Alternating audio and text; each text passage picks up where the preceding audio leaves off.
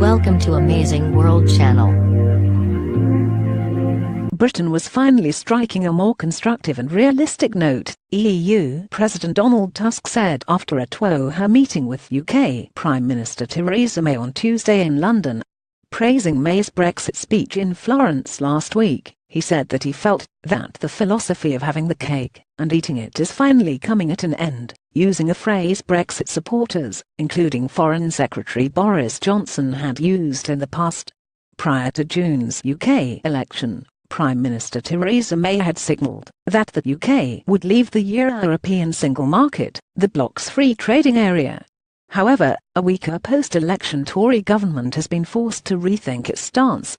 For Brussels, meanwhile, access to the single market means accepting continued movement of labour into the UK from the EU. 27 no ifs, no buts.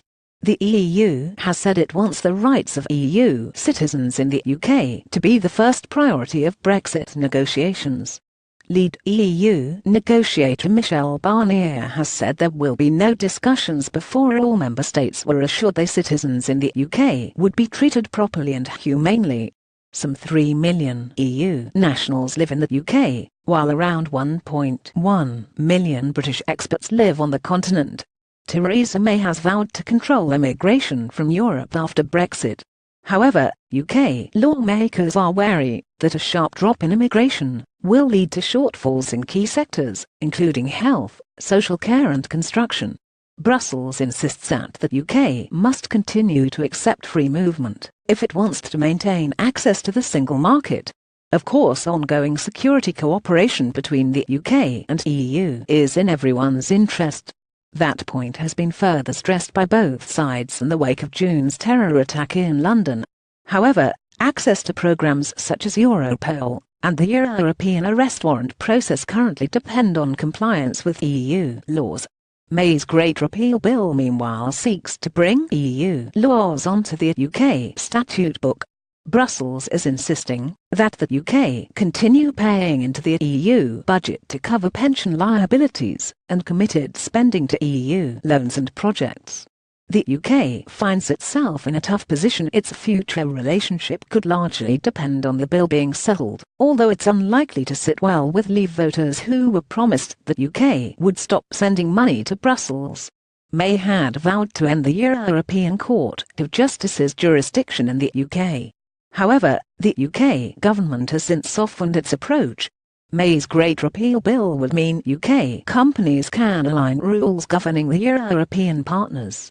Brussels, meanwhile, says it wants the ECJ to guarantee the well-treatment of EU citizens in the UK beyond Brexit. How Ireland will look post-Brexit could be one of the most sensitive subjects of the upcoming talks. Both sides have expressed their desire to avoid the return of a hard border between the Republic and Northern Ireland. However, May's failed election gamble put her in a governing coalition with the North's Nationalist Democratic Union Party, a party with historically adverse ties to the Republic. Author David Martin May said that she had intended last week's speech to create momentum in the ongoing talks, and that it was important for EU negotiators to now respond in the same spirit, according to a Downing Street statement. Read more. Verhofstadt. Germany needs courage. The EU's negotiators have repeatedly stressed that the UK cannot leave the EU while holding on to all the benefits that come with membership in the bloc. But Tusk also stressed that there had not been sufficient progress to unlock negotiations on future ties between the UK and the EU. If you ask me today, I would say there is no sufficient progress yet, but we will work on it, he told reporters outside Downing Street.